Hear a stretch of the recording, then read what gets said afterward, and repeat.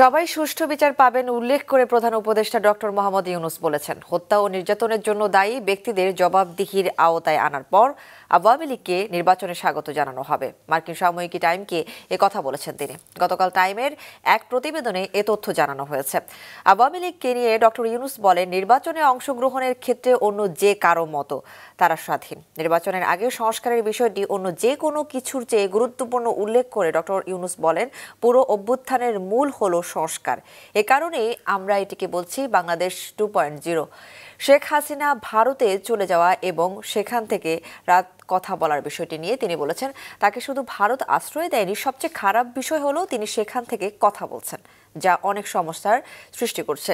এই বিষয়টি বন্ধ করতে হবে। ডক্টর ইউনূস বলেন, তার বিশ্বাস ট্রাম্পের সঙ্গে কাজ করার ক্ষেত্রে তিনি সহাবস্থান তৈরি করতে পারবেন।